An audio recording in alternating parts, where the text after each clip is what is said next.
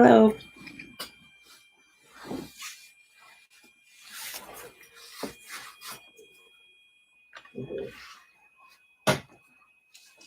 Good afternoon. I'm Miss Carla. Sorry, I got distracted for a second looking at my shirt. This is a shirt I made during the winter time in January, I guess. I used our makerspace equipment at the library, and I cut out these words, and I had made a picture on the computer, and I printed it and ironed it on with a fancy printable iron-on, and I made this shirt, including the words on the sleeves. Those words are in Korean, and then I've got English words too. Anyway, pretty proud of this shirt. I've worn it quite a bit. It's getting kind of faded, but I still like it. We're going to continue reading City of Ghosts by Victoria Schwab. It's getting exciting. All right, they're being chased by ghosts, I think, or they were running from the ghosts. Let's see what happens. We're on page 123, chapter 13. Oh, I haven't checked. How many pages does this book have? I like to kind of keep track of how we're doing. I'm one of those people who's always counting down the time and the pages and everything. So 285 pages, and we're on page 123, so we're not quite halfway through, but we will be by the time we're done reading today. Chapter 13. We bolt through the maze of underground alleys. I can feel the ghosts behind us, hear them coming, but I don't look back.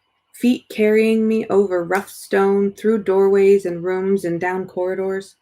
At last, I spot a set of stairs. Up. That's all I can think. Up.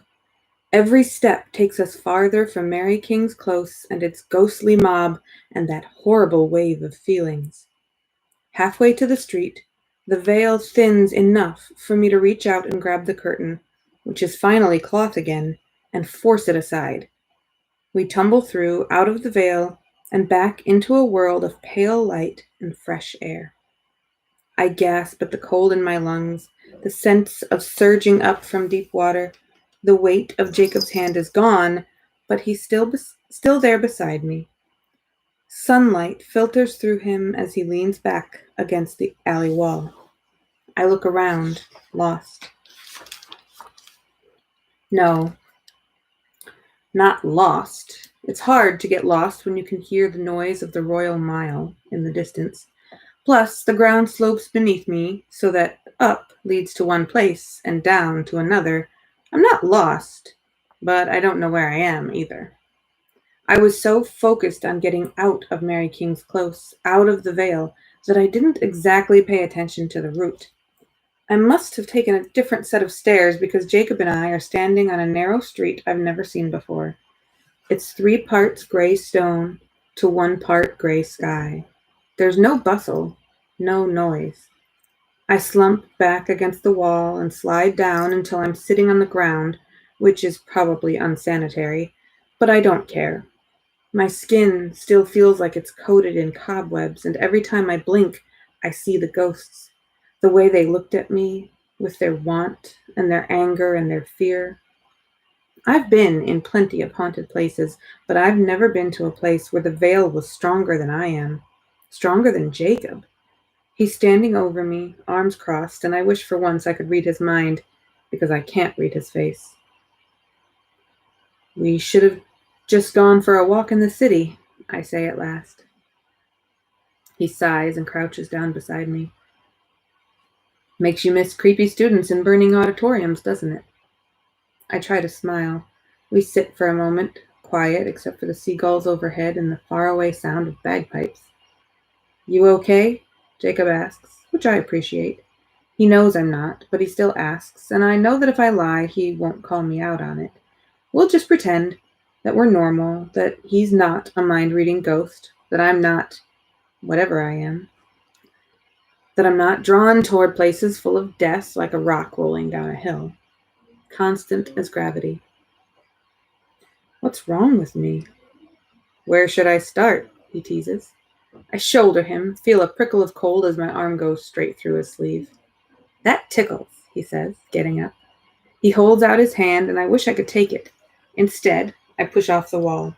I'm halfway to my feet when Jacob glances to his right and says, "No way." I follow his gaze and see a girl crossing the road. I recognize her instantly. The brown skin, the black hair pulled back in a neat braid, the girl from the lane's end. Lara Jane Chowdhury. As she walks, she holds her necklace in one hand, the mirror pendant spinning in her fingers, catching the light. What is she doing? Wonders Jacob as Lara slips around a corner. No idea, I say, straightening up, but I want to find out. We follow her, rounding the corner just in time to see Lara stop, glance left and right, and then disappear. Right out of the street and into nothing, which isn't possible. Unless, starts Jacob. I finish for him. Unless she's like me. I remember the feeling of recognition, the way Lara looked at me and seemed to hear Jacob when he laughed. Do you believe in ghosts? She'd asked me. I cross to the spot where she vanished and can feel the ripple of the curtain as it settles back into place. Lara didn't step into nothing. She stepped into the veil. And I'm already reaching out for it when Jacob cuts in front of me. No, he says. Did you forget what just happened? Did you forget the part where we got stuck? Of course not, I say, the memory of the ghost still fresh. But I've never met someone like me. I have to see. Have to know. I catch hold of the curtain, pulling it aside. Charlie.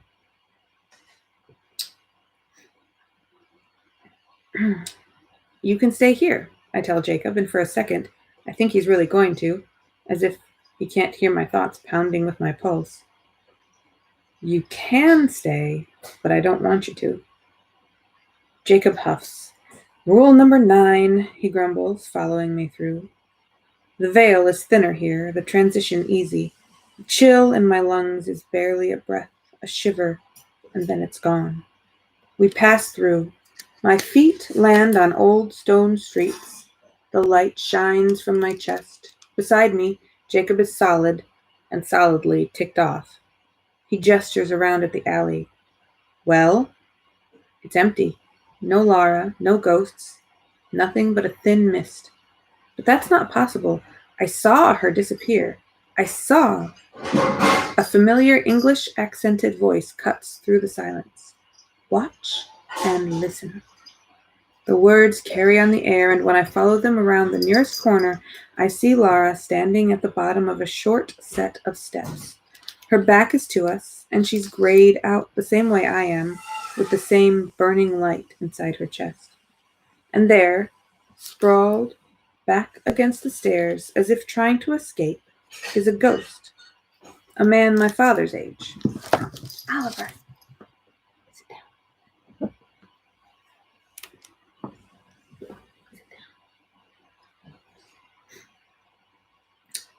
A man my father's age. He's got a short beard and a long coat that pools around him like a shadow.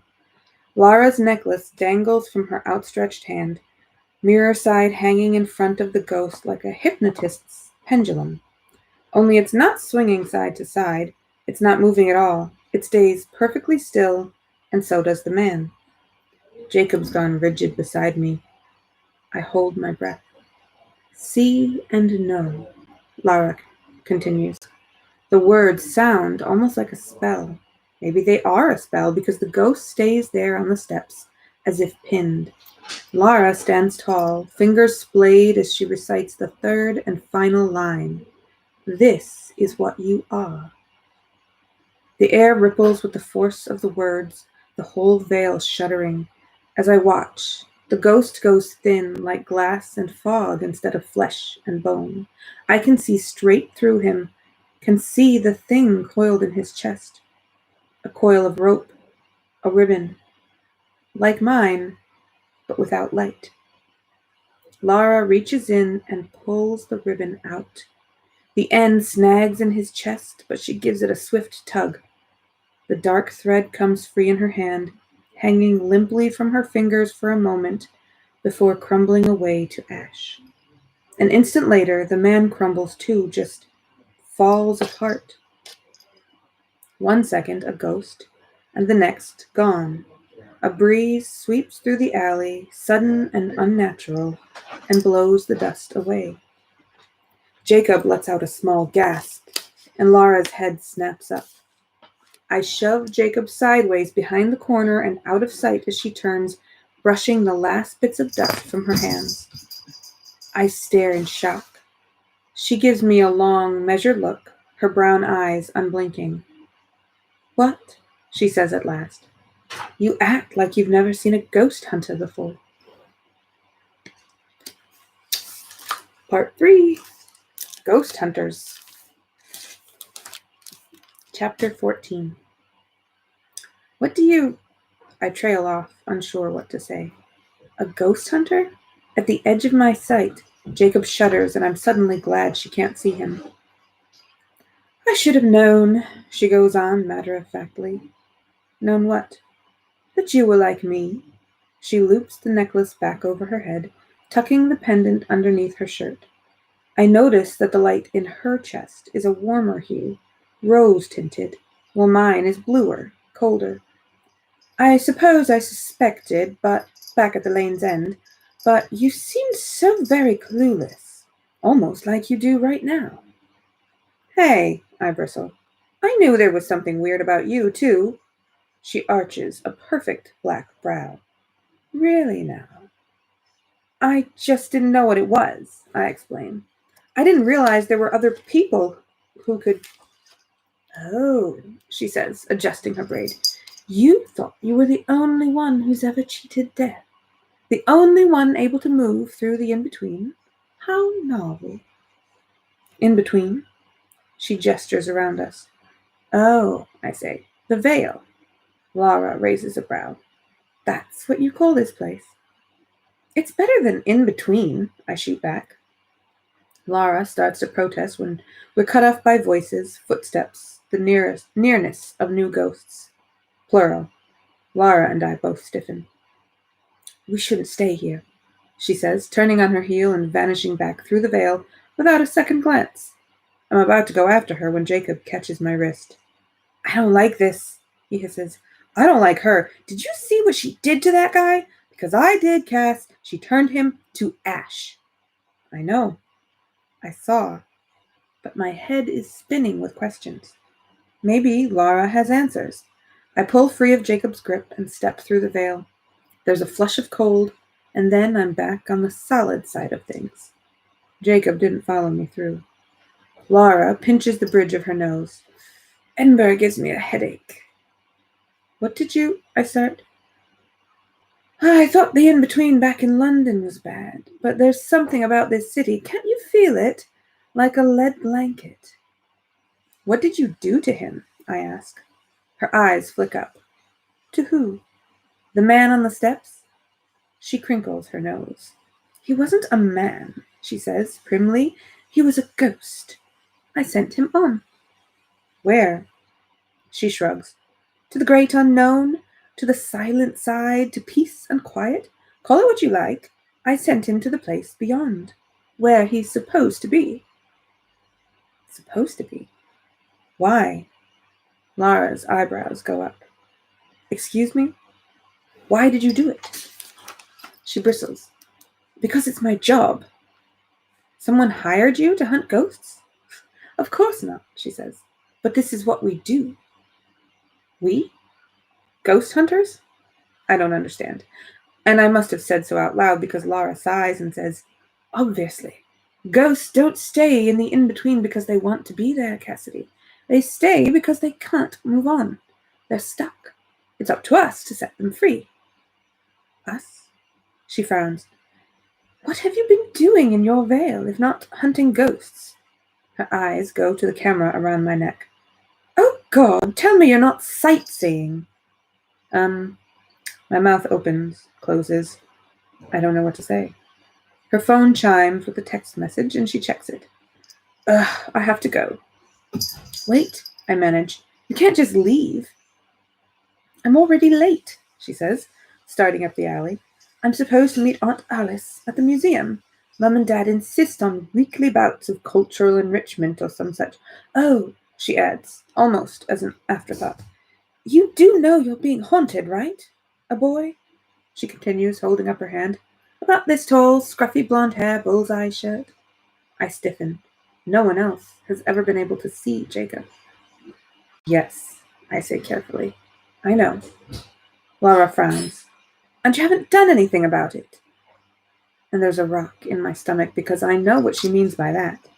It's in the job title. Ghost hunter. He's my friend. She purses her lips as if tasting something sour. Bad idea. She looks like she's about to say more, but her cell phone dings again, and she just shakes her head and walks briskly toward the mouth of the alley. Wait, I say. Please, I've never met anyone else who can... You said... A dozen questions tumble through my head, and she must be able to see them because she says, I'm in 1A.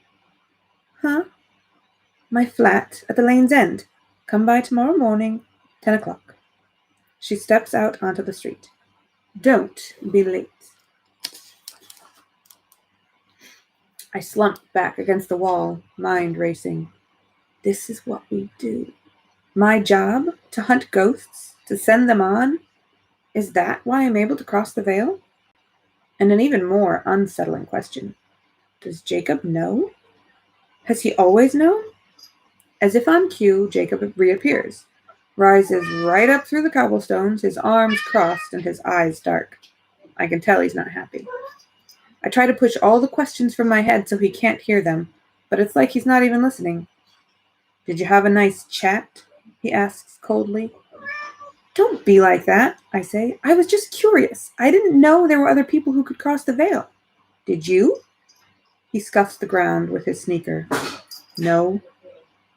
He clearly doesn't want to talk anymore, but I can't stop the other questions from bubbling up. Did you know what I really was, Jacob? What I could do? He winces, but says nothing. You said there were rules to the veil. There are. Ones you couldn't tell me. Was that true? Or did you just not want to? Jacob reddens and looks away, and it's as good as an answer. You didn't trust me, I say, surprised how much it hurts to put into words. Jacob shakes his head. It's not like that, Cass. Rule number 6 of friendship, Jacob. Friends don't leave friends in the dark. He looks pained. I'm sorry. I was just... He shakes his head. Afraid. Of what? I ask, but before he can answer, my for emergency only phone goes off in my pocket. Uh-oh.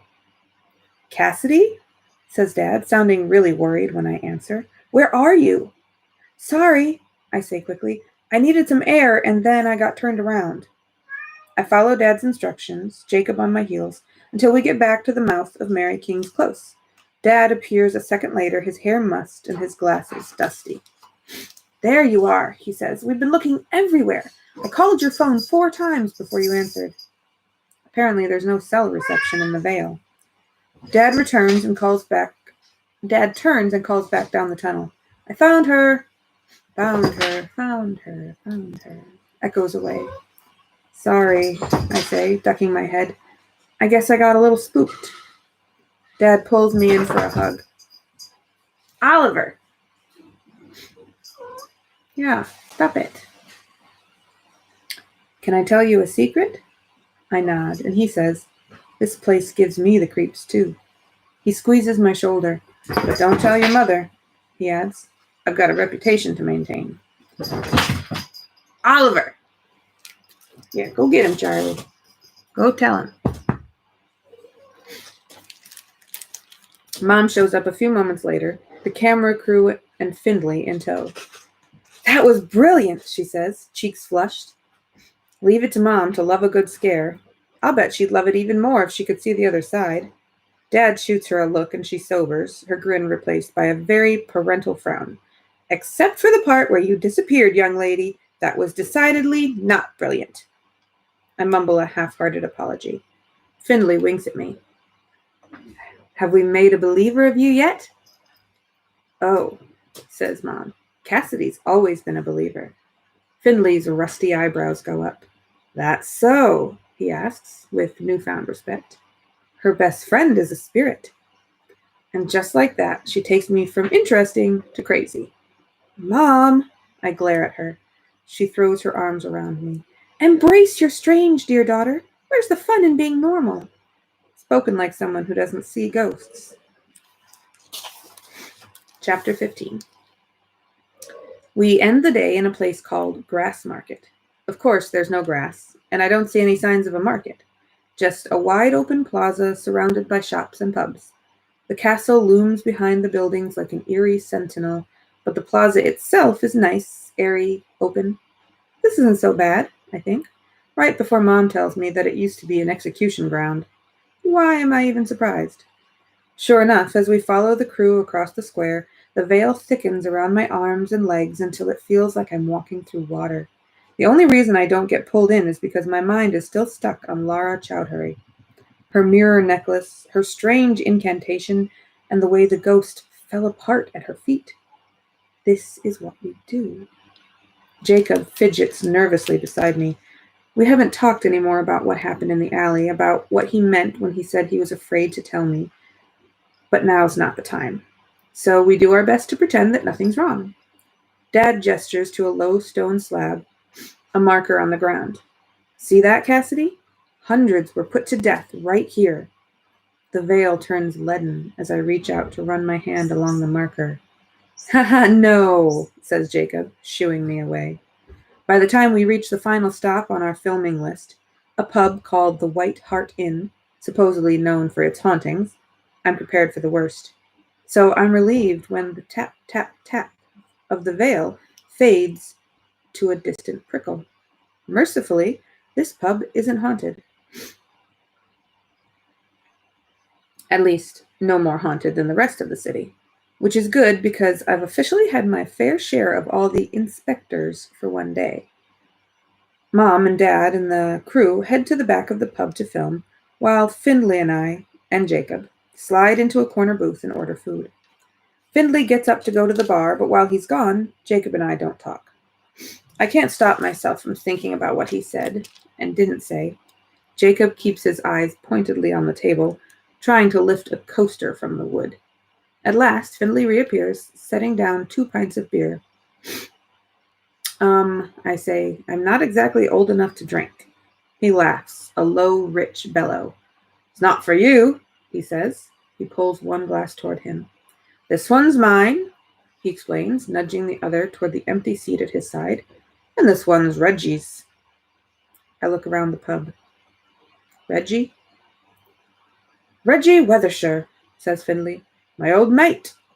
This was his favorite place. My eyes widen. Mrs. Weathershire's late husband. The one who's been dead for 8 years. Do you think he's haunting here? I ask. Findley gives an amicable shrug. Couldn't say. But if he is, I don't want him to go thirsty. I always bought the first round. There's no sign of Mr. Weathershire, not on this side of the veil. But Dad once told me that the living hold on to the dead, that ghosts are just our way of keeping people with us. Of course, I know there's more to it than that, but the thought of Mr. Weathershire being there in the pub seems to make Findley happy. A big basket of fries, chips, comes to the table. I douse them in vinegar and pop one into my mouth. Findley chuckles. We'll make a local of you yet. I reach for another chip. Do you really believe in ghosts? Aye, he says, without a second's pause. In a sense. I believe there's something left behind when a person goes, a kind of memory. I've lived too long in this city not to believe it, but I don't think they really mean us harm. Lara would probably disagree with that. And even if they do, he adds, I hear you've got your own ghost for a guardian angel. I tense, but there's no teasing in his voice. There's a mischievous light in his eyes, but he's not mocking me. You've nothing to fear with a friend like that. Jacob looks up, smiles tightly. You know I've always got your back, Cass. So, says Findley, tell me about this ghost of yours. What's his name? I pop another chip into my mouth. Jacob, I say. He saved my life, I add. Findley's eyebrows go up. Did he now? Well, aren't you lucky? I cut a glance at Jacob. I am. Jacob blushes and looks down at the table. Shortly after, Mom and Dad turn up with the crew, and the rest of the meal is a lot of technical talk about the show. I stack towers of chips. Jacob tries to knock them down. When it's time to go, we all haul ourselves up, equipment and all, and head for the doors. I glance back at the table one last time and see that Mr. Weathershire's glass is empty. If this day has taught me anything, it's that I've still got a lot to learn. Maybe the world is even stranger than I know. The camera crew says goodnight, and the rest of us make our way back to the lane's end. Dad and Findley are deep in conversation. Jacob is whistling the theme song of some cartoon I can't place, and Mom has her head tipped back to enjoy the summer air. The moon is high.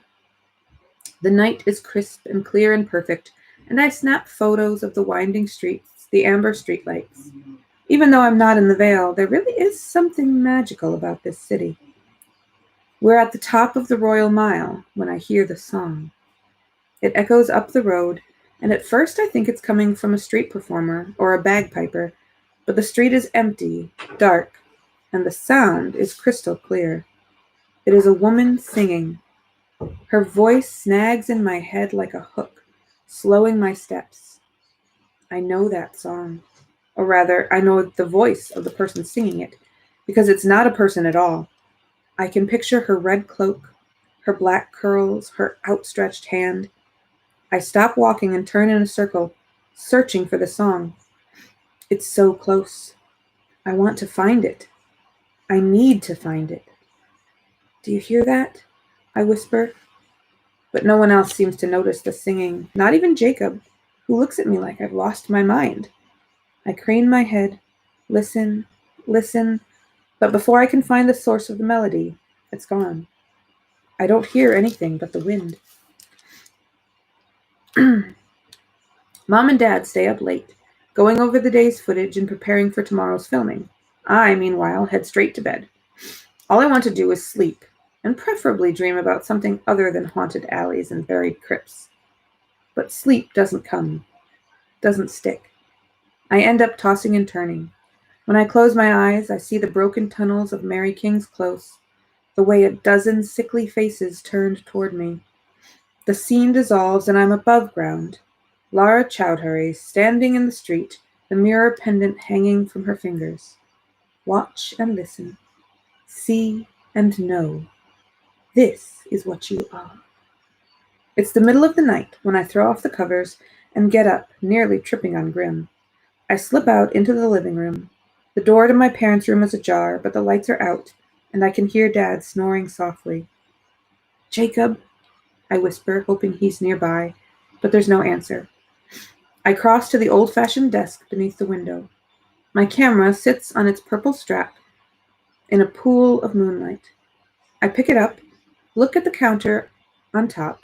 I've got 10 pictures left on the reel. I turn the device over in my hands, intending to clean off the lens with the cuff of my pajama shirt, when I spot something. I'm not usually on this side of the camera, so I never notice the way the lens reflects like a piece of glass. Or a mirror. Is this why Jacob never looks at the camera when I take his picture? How many secrets is he keeping? How many things do I still have to figure out? All right, that's the end of that chapter. We'll be starting chapter 16 tomorrow. Oh, I hope you had a good weekend. I meant to say that at the beginning. And also, if you are enjoying these videos or any other videos from PCL, be sure and subscribe. Click the subscribe button and then turn on the notifications so you'll be alerted whenever we go live or upload a new video or have a premiere or something. So hopefully you'll do that and tell your friends. Have a good day. I'll see you tomorrow.